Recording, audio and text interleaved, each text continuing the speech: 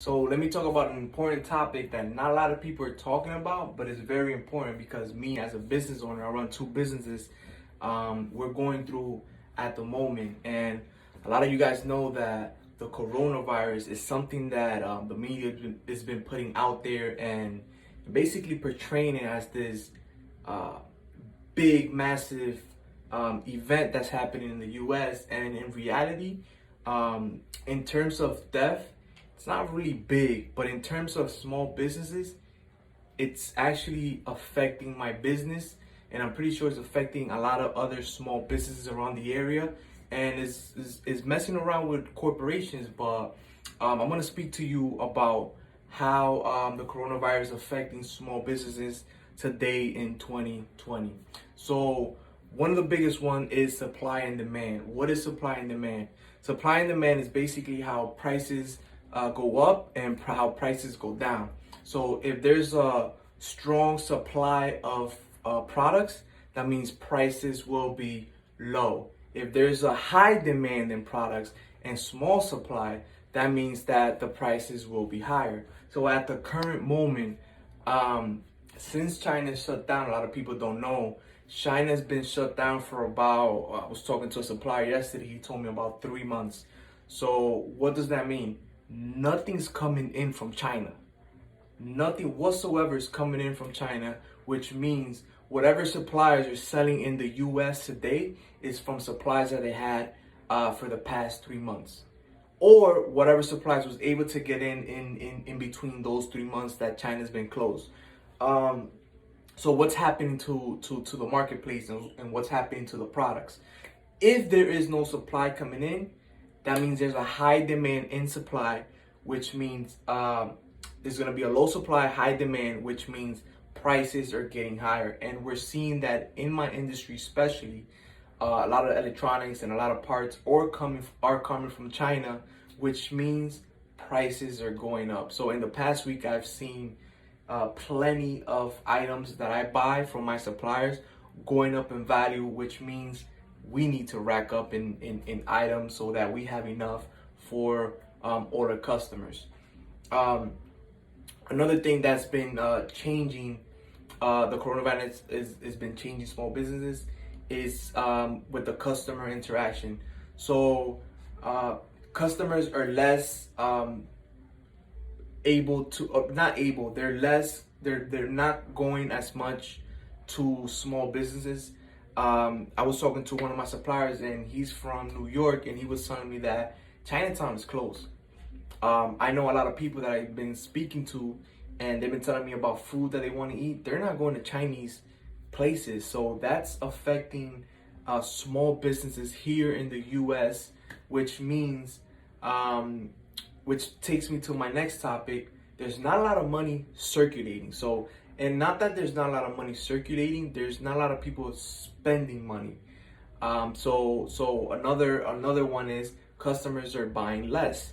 All this pretty much ties all together. Customers are buying less, which means that money's not circulating in the US, which eventually can affect the economy.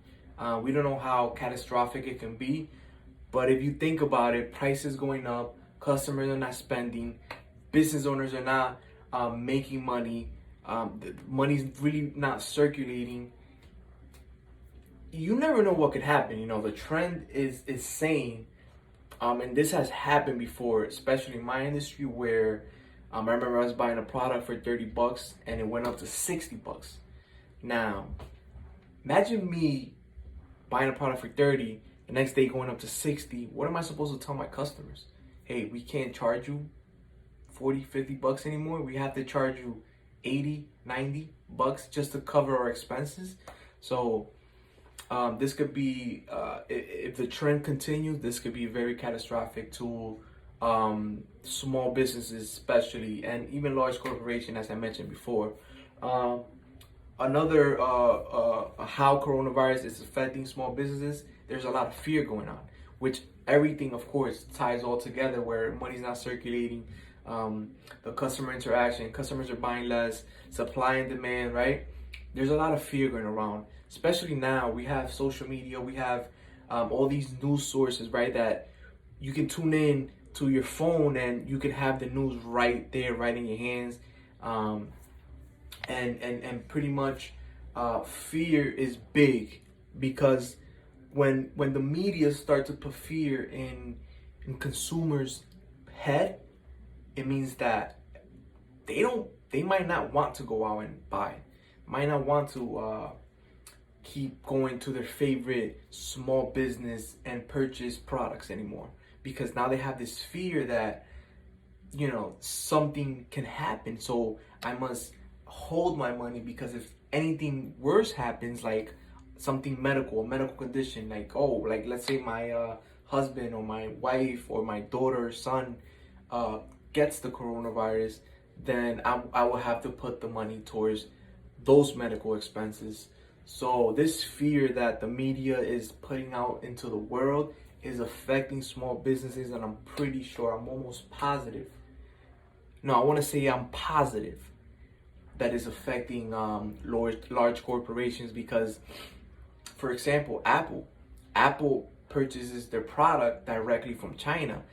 Apple iPhone sales has been declining, and it's supposed to decline 40 to 50%. That's a big percentage in terms of numbers. So Apple does, I don't know how many millions per day, and if that's declining almost half, what do you think is going to happen to the economy? So the coronavirus is affecting small businesses in 2020. Supply and demand, customer interaction, customers are buying less, there's fear in the market, and there's no money circulating. So if this continues, this can be a horrific event for the economy of the US. And not to put fear out there, right? Like, this is all my theory. I haven't really researched this. This is just what's been happening to me in my business, right? Because I have retail stores, so I understand what's happening because it's happened to me before. So now I can put two and two together, put down my list, and actually say what's been happening to me in my business. Obviously, you could do your own research. Don't listen to me. Do your own research. I'm not putting fear out there, but expect the worst. We're hoping for the best, but expecting the worst.